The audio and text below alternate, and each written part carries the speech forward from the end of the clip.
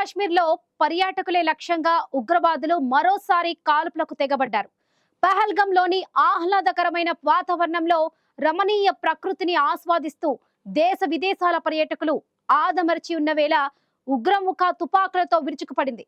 అప్పటి వరకు ఎంతో ప్రశాంతంగా సందడిగా ఉన్న పహల్గం ప్రాంతం ఉగ్రవాదుల కాల్పులతో రక్తసిద్ధమైంది.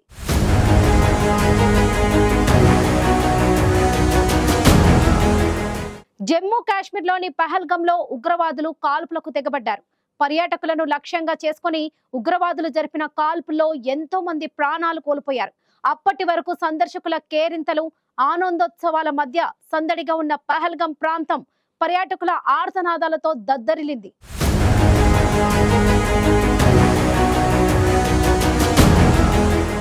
అప్పటి వరకు ఆ ప్రాంతం ఎంతో ప్రశాంతంగా ఉంది. అక్కడి ఆహ్లాదకరమైన వాతావరణాన్ని ఆస్వాదిస్తూ దేశ విదేశాల్లోని పర్యాటకులు ప్రకృతి ఒడిలో సేద తీరుతూ ఆదమరచి ఉన్న సమయంలో ఒక్కసారిగా ఉగ్రమూకలు తుపాకులతో కాల్పులకు తెగబడ్డారు. అప్పటి వరకు సందర్శకుల కేరింతలు, ఆనందోత్సాహాల మధ్య సందడిగా ఉన్న ఆ ప్రాంతం ఒక్కసారిగా ఎంతో మంది ఆర్తనాదాలతో దద్దరిల్లింది. ఉగ్రమూకల కాల్పులో తీవ్ర గాయాల పాలై నెత్తురోడుతూ ఒక్కొక్కరిగా నేల కొరిగారు. అప్పటి వరకు ఎంతో పచ్చగా ఉన్న మైదానం ఉగ్రమూకల కాల్పులతో రక్తసిక్తమైంది. ఉగ్రవాదుల కాల్పుల్లో అనేక మంది ప్రాణాలు కోల్పోవడంతో ఆ ప్రాంతంలో తీవ్ర విషాదం ఆవరించింది. గతంలో ఎన్నడూ లేని విధంగా జమ్మూ కాశ్మీర్లోని పర్యాటకులపై నేరుగా జరిగిన అతిపెద్ద ఉగ్రదాడి ఇది. ఉగ్రదాడిని ఖండించిన భారత రాష్ట్రపతి ద్రౌపది ముర్ము, ప్రధాని మోదీ ఉగ్రవాదుల కాల్పులను అత్యంత హేయమైన చర్యగా పేర్కొన్నారు. సాయుధమూక అనాగరిక చర్యను తీవ్రంగా ఖండించారు. ఈ ఘటనపై బీజేపీ, కాంగ్రెస్ సహా వివిధ పార్టీల నేతలు దిగ్భ్రాంతి వ్యక్తం చేశారు.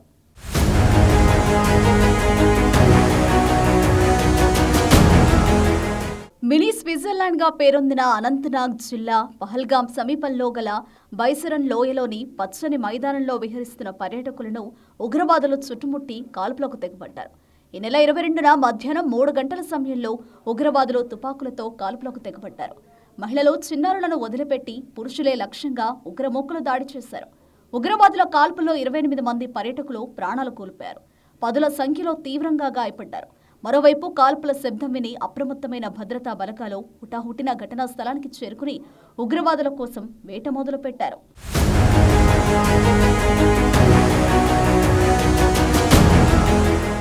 జమ్మూ కాశ్మీర్లోని పహల్గాంలో ఉగ్రవాదులు జరిపిన నరమేధంలో ప్రాణాలు కోల్పోయిన వారి వివరాలతో అధికారులు ఓ జాబితా తయారు చేశారు. మృతుల్లో ఐఏఎఫ్ కార్పొరల్, నేవీ, ఎక్సైజ్ అధికారితో పాటు కర్ణాటకకు చెందిన ఓ వ్యాపారవేత్త కూడా ఉన్నారు. అయితే మృతుల్లో ఎక్కువ మంది మహారాష్ట్రకు చెందిన పర్యాటకులే ఉన్నారు. ఉగ్రదాడికి బలైన వారిలో గుజరాత్, కర్ణాటక, పశ్చిమ బెంగాల్ రాష్ట్రాల నుంచి 3 చొప్పున ఉన్నారు.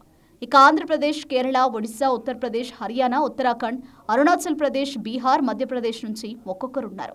ఒక నేపాలీ వ్యక్తి కూడా ఉగ్రవాదుల కాల్పులో మరణించారు. పాక్ ఉగ్రవాదులు జరిపిన దాడిలో పహల్గాంకు చెందిన ఓ స్థానికుడు కూడా ఉన్నారు.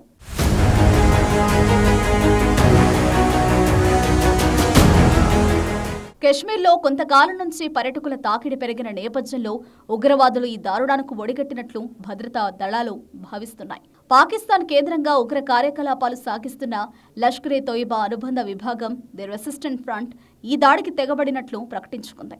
సైనికుల దుస్తుల్లో వచ్చిన 5 ముష్కరులు ఈ ఘాతుకానికి పాల్పడ్డారని తెలుస్తోంది. కాల్పుల అనంతరం ఉగ్రవాదులు సమీప అడవుల్లోకి పారిపోవడంతో భద్రతా సిబ్బంది వారి కోసం గాలింపు చర్యలు చేపట్టారు. జమ్మూ కాశ్మీర్లోని పహల్గాంలో ఉగ్రదాడి జరిగిన 24 గంటల వ్యవధిలోనే బారాముల్లాలో నియంత్రణ రేఖ వెంబడి కొందరు ఉగ్రవాదులు చొరబాటుకు యత్నించారు. దీంతో భద్రతా దళాలు అప్రమత్తమై వెంటనే భగ్నం చేశాయి. ఎదురు కాల్పులు జరిపి 2 ఉగ్రవాదులను మట్టుబెట్టాయి.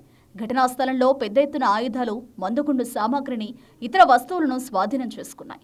మరోవైపు పహల్గాంలో జరిగిన ఉగ్రదాడికి ప్రతీకారం తీర్చుకోవడానికి భద్రతా దళాలు వేటను ముమ్మరం చేశాయి. మారణ హోమం సృష్టించిన ఉగ్రమూక కోసం బలగాలు విస్తృతంగా గాలిస్తున్నాయి. బైసరన్ సమీప అటవీ ప్రాంతంలో భద్రతా దళాలు కూంబింగ్ నిర్వహిస్తున్నాయి.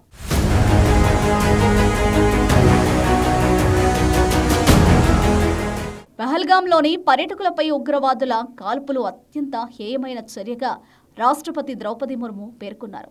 బాధిత కుటుంబాలకు ప్రగాఢ సానుభూతి తెలిపారు. ఉగ్రదాడిని ఖండించిన ప్రధాని మోదీ అత్యంత హేయమైన దాడికి పాల్పడిన హంతకులు వెనక ఉన్న వారిని చట్టం ముందుకు తీసుకువస్తామని అన్నారు. పహల్గాంలో పర్యాటకులపై ఉగ్రదాడిని జమ్మూ కశ్మీర్ సీఎం ఒమర్ అబ్దుల్లా ఖండించారు. దీనిని హేయమైన చర్యగా పేర్కొన్న ఒమర్ అబ్దుల్లా ఈ దాడికి పాల్పడిన వారు మానవ మృగాలని, ఘటనను ఖండించేందుకు మాటలు రావడం లేదని ఒమర్ అబ్దుల్లా పేర్కొన్నారు. పహల్గాం ఉగ్రదాడిని పీపుల్స్ డెమోక్రటిక్ పార్టీ అధినేత్రి మెహబూబా ముఫ్తా ఖండించారు. పహల్గాం ఉగ్రదాడి మృతుల కుటుంబాలకు జమ్మూ కశ్మీర్ ప్రభుత్వం పరిహారం ప్రకటించింది. మృతుల కుటుంబాలకు 10 లక్షల చొప్పున పరిహారం ఇవ్వనున్నట్లు వెల్లడించింది. మరోవైపు పహల్గాంలో కాల్పులు జరిగిన ప్రదేశాన్ని కేంద్ర హోంమంత్రి అమిత్ షా పరిశీలించారు. ప్రాణాలు కోల్పోయిన వారికి కేంద్ర హోంశాఖ మంత్రి అమిత్ షా నివాళులర్పించారు. అనంతరం పుష్పగుచ్చాలతో శ్రద్ధాంజలి ఘటించారు.